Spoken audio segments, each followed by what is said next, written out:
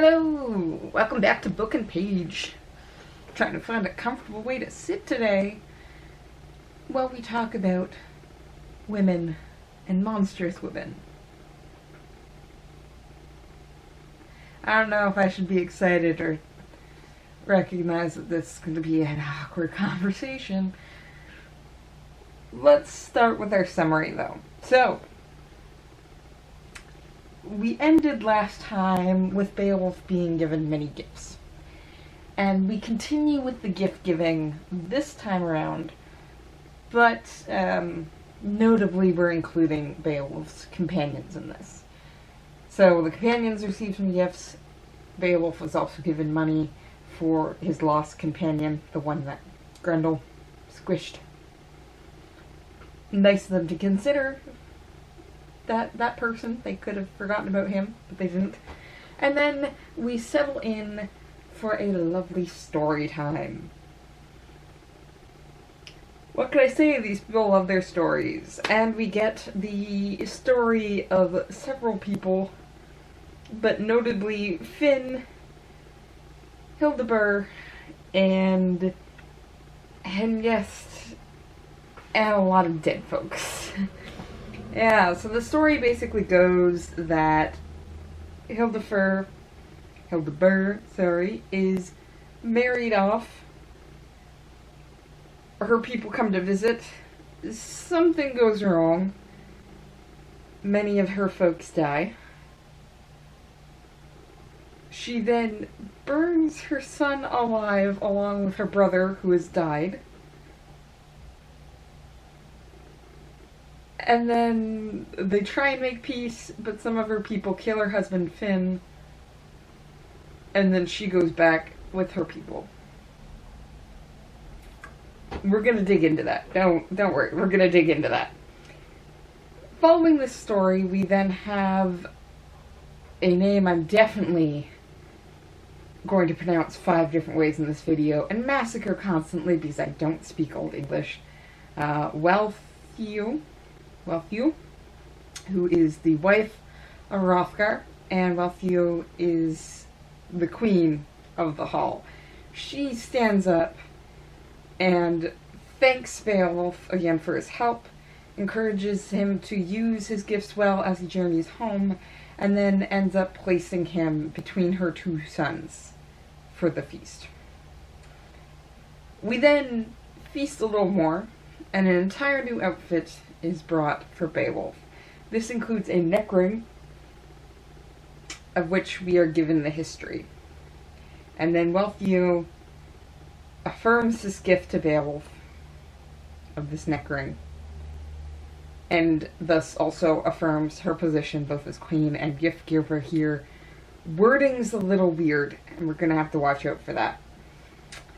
We finish the feast, and everyone beds down for the night, though it seems we have some notable exceptions. Hrothgar, as always, goes to sleep in his own room, which might be outside of the hall. We get the idea that he's off in a private area, and Beowulf and his companions also seem to be given a private area. Or at least Beowulf, but it seems also his companions here. And this turns out to be a bad thing, because it turns out Grendel's not the only monster in the area. He has a mother. We're only ever going to call her Grendel's mother.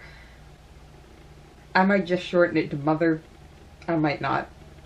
We'll see how I actually remember things. But Mother ends up coming into the hall.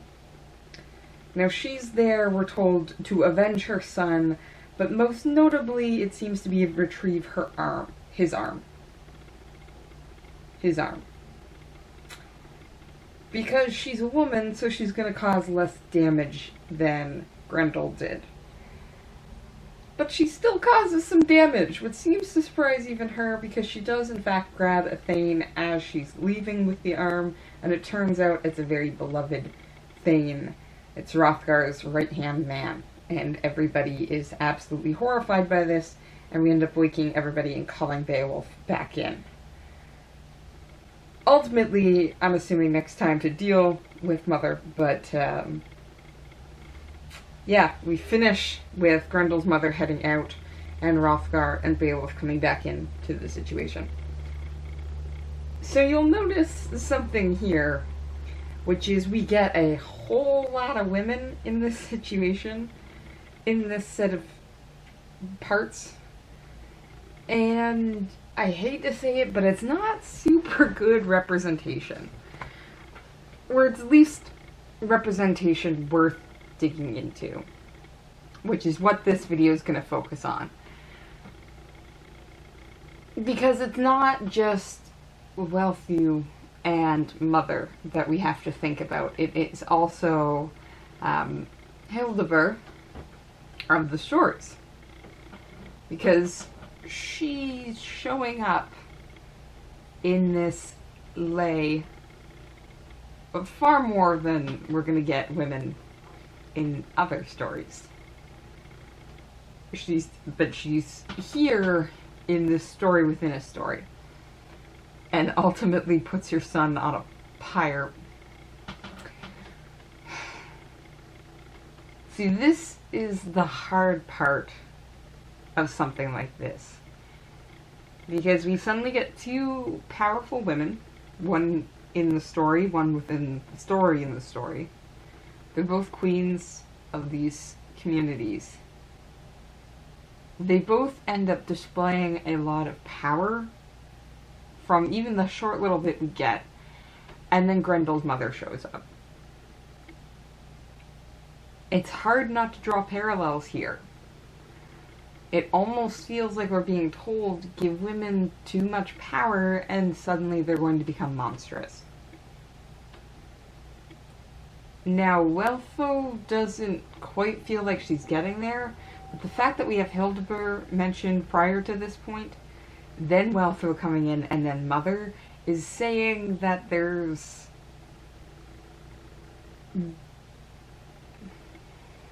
a development here that could be happening. So, how do we figure this out? Well, let's start with the tangible woman, so the woman within the story, which would be Wealhtheow. She is a queen. She is married to Hrothgar. Her sons are due to be heirs. We're told she has 2 sons. But we know from the hints the narrator's been dropping of a history here that is not going to result in that. We spoke about it in previous videos, and we've got more hints dropped in this section where we are told that things are brewing. And this is immediately finishing the story, so it's literally the connecting point between the queen within the story and the queen we have. So the lay was sung, the entertainers song, glad sounds rose again, the bench noise glittered. Cupbearers gave wine from wondrous vessels. Wealhtheow came forth in her golden crown, to where the good two sat, nephew and uncle. Their peace was still whole then, each true to the other. Likewise, Umferth, spokesman, sat at the foot of the Scaldling Lord. Everyone trusted his spirit, but he had great courage, though to his kinsmen he had not been merciful in sword play. So, the connecting point between this queen in the story and the queen in the hall is the fact that all of this is about to go wrong at some point. Because we've already been told Unferth is a kinslayer. Beowulf brought that up. But he's still respected in the hall. That itself should be concerning. To us, maybe. But maybe not so much to the hall, because we've also been told that Beowulf ended up killing a person and starting a feud. Not Beowulf. Beowulf's father killed a person and started a feud. Yet he became respected. So maybe Unferth has gotten better.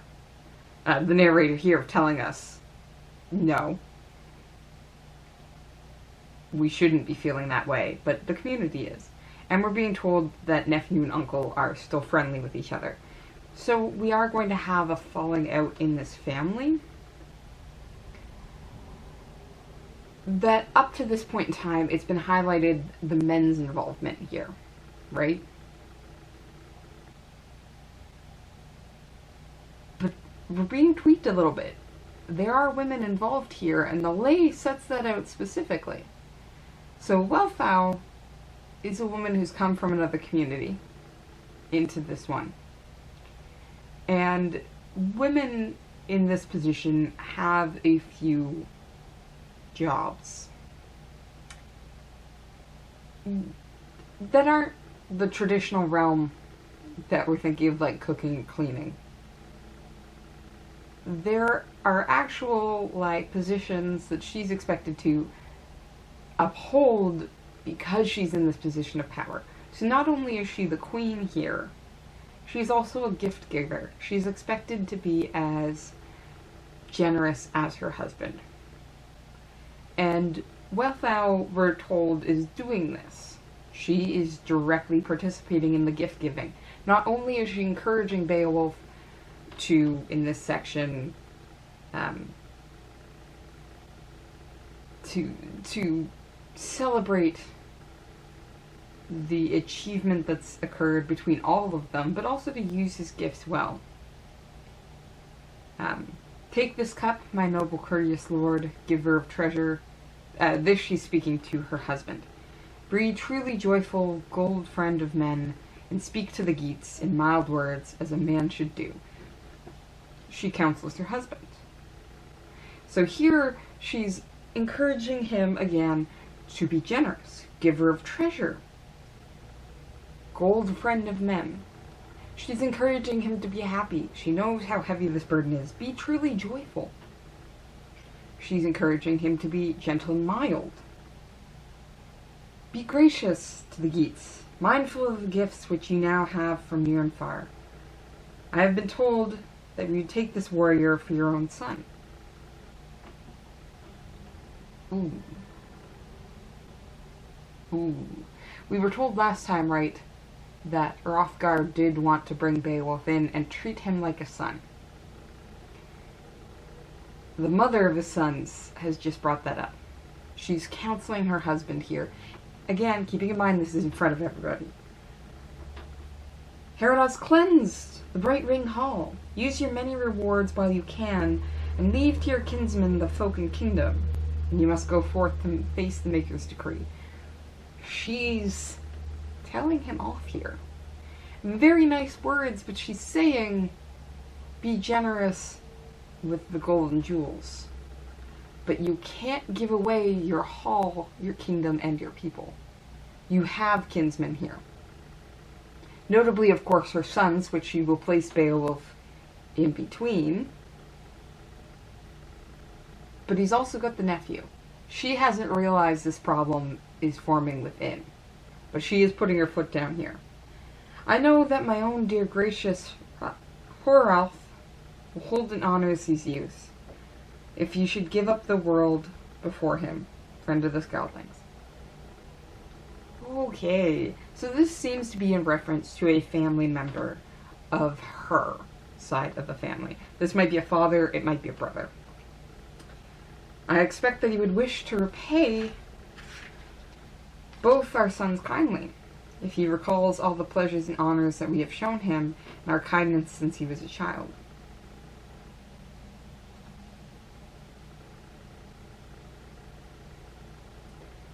Oh. So, we have a woman who will confirm herself as a gift giver, but she's also stating herself as an advisor, and she's placing herself at the point where she will fight down the king, again in nice words, so that her own family gets their due before some outsider coming in. But let's track back to the lay. Of course, the lay came in before this, so we should be paying attention to this moment. And Wealhtheow can actually fly under the radar because of how nicely she ends up talking. It doesn't send off alarm bells. But in comparison to Hildebert and the previous story, we should be paying attention, because she has brought up her own side of the family. So let's hop back to the lay and what we're told there. So ultimately, our story starts very strangely because we don't have a full account of the story. We only actually have bits and pieces. But it basically seems to be that Hildebert is sent in to marry this family. And the other thing you always want to keep in mind is oftentimes the women in these positions are considered peacekeepers because it's the political sort of marriage, right? You marry off a daughter to a high lord of another people's to ensure peace between you two and also to ally with each other. So this can actually be a really hard position, especially if the two groups were already at each other's throat.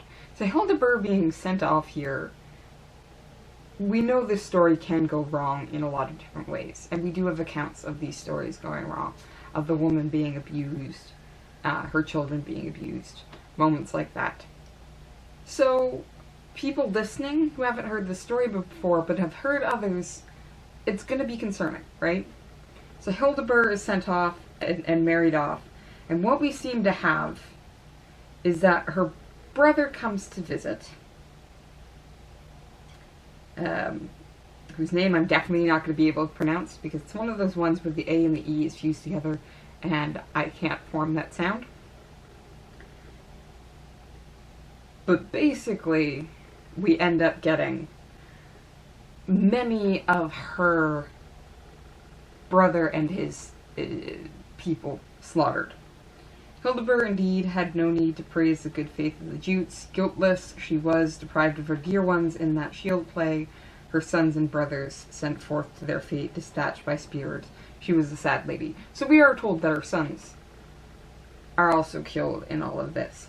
So it seems that maybe there's this other group, they blame the Jutes, but we're not told whether or not the Frisians and the Jutes are the same people. We don't know that.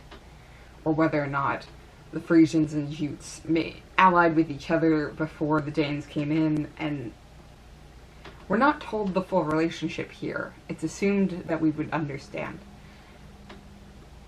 But we simply have Hildebert now, who we're told did her best. She was guiltless in all this. She didn't encourage any of this. She didn't lead anybody astray. She was guiltless. And this happened anyways. So she became, of course, a sad lady. Not without cause did she mourn fate's decree, the daughter of Hawk. After daybreak came, and she could see the slaughter of her kin under the very skies where once she held the greatest worldly joys. So she was fine. She was actually happy in her relationship here with Finn. It is the best account we could have of this peace bringer coming in. And it all goes wrong. War took away all of the thanes of Finn, except a few, so that he could not continue at all to fight with Hagast, who is the retainer that survived here. So we're told that ultimately the Danes win this situation. And they offered them terms, though this wording here isn't super clear. And it's sort of shitty terms no matter what. Basically, one side has become sworn to the other, which sucks if there was slaughter on both sides, especially since the lords are dead here. But we're told that Finn swore oaths to Hagast with unfeigned zeal. He is honestly trying to make peace here. And his wife, well, she has to go through a lot. Because we're told that she commanded her brother's pyre and her own son be consigned to the flames. And this is weird here, because we're told that she lost sons in the battle, but then we're down to a singular son, and we're never told whether or not he's alive or dead when he's consigned to the flames. Because consigned there makes it feel like it's almost a sacrifice, right? It's not that the pyre is shared here.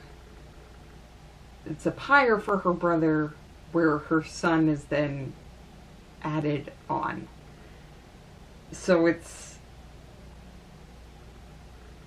we could take it as a turning point in Hildeburh here. Her husband is trying to make peace, honestly trying to make peace. And she makes this sacrifice. Whether or not the son is already dead. If he's alive, it's even worse, but we are seeing a sacrifice here, and we are told in gory detail. Like, gory detail. The warrior ascended to the clouds, coiled in the mighty funeral fire, and roared before their mound. Their heads melted. Their gashes burst open and spurted blood. The deadly body bites. The flame devoured most greedy spirits, those whom war destroyed of both people. Their glory departed. Whew. So even this cathartic moment of release of these people, of this final goodbye, is gory and bloody and violent. And we're going to see that even though Finn has tried to make peace, it's not going to work. So what we seem to have is that Hengest stays with Finn.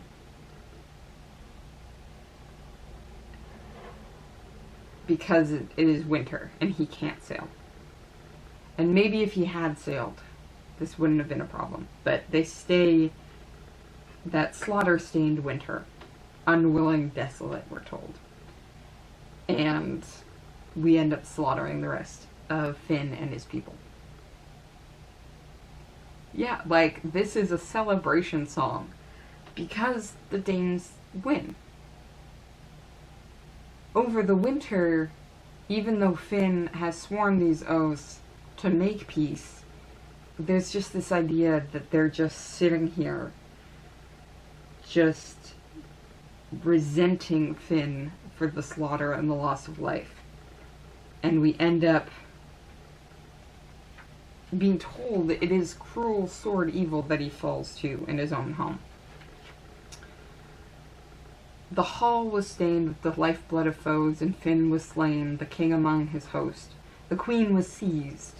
The scalding bowmen carried to their ships all the house property of the Earth King, wherever they could find in Finn's homestead brooches and bright gems.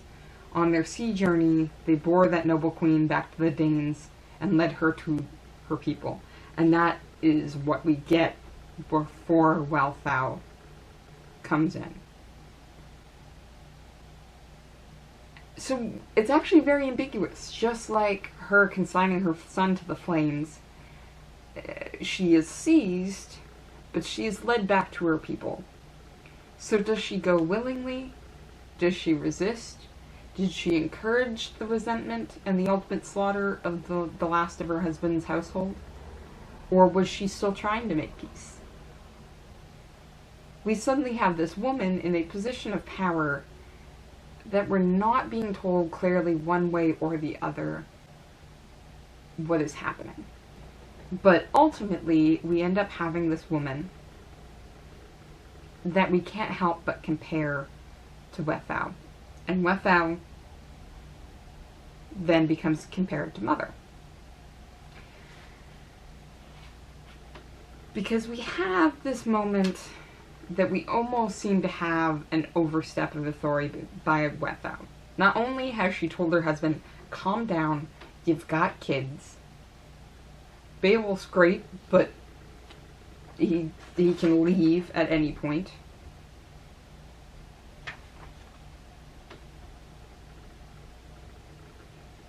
Yeah, and she does say this directly. Beowulf, beloved warrior, wear this neck ring, so this is when she's affirming herself as gift giver. In good health, and enjoy this war garment, treasure of a people, and prosper well, be bold and clever, and be to these boys, be mild in counsel. So she's trying to actually subjugate Beowulf to her own sons. I will remember you for that. You have made it so that the men will praise you far and near, forever and ever, as wide as the seas, home of the winds, surrounded by the shores of the earth. Be while you live, blessed, O noblemen. I wish you would well with these bright treasures. Be to my sons kind in your deeds, keeping them in joys. Here each earl is true to the other, mild in his heart, loyal to his liege lord. The thanes united, the national alert, the troops, having drunk at my table, will do as I bid. Ooh. So the entire time, she is trying to sort of control the hierarchy here. And right at the end, slips up. Because it's, if anything, it's shared between her husband and her. But if someone's going to lead, if it's going to be somebody's table, it's going to be her husband's. It's going to be Hrothgar's. So her coming in here and saying, mine, you get the feeling she's threatened by Beowulf coming in. So she is trying to put him in his place by basically saying, and all these things will obey me. Not you, me. Well, maybe this wouldn't be a problem, and we wouldn't even blink at this if it wasn't for Grendel's mother then coming in. Because we're told of a queen who did all the right things, or at least seemed to. She was guiltless, had great joy, so she was happy. She didn't have any part in the original slaughter, and ultimately she loses everything. We're then told about this woman who is trying to have some control here to prevent an ousting of her own people. We know it's ineffectual. We know that that problem's going to come from within the household. She hasn't recognized her nephew as a threat, but she is recognizing Beowulf, and she's trying to put Beowulf in his place. And then we have Grendel's mother come in. And we suddenly get this twisted image of womanhood. And we are told it's an image of womanhood because we get these really stupid lines. Well, one is really straightforward. Grendel's mother, monstrous woman. She's remembering her own misery, how she's a line of Cain, right? And how she wants to avenge her son. She's now lost her son. But then we're told this. The horror was less by as much as a maiden's strength. A woman's warfare is less than an armed man's.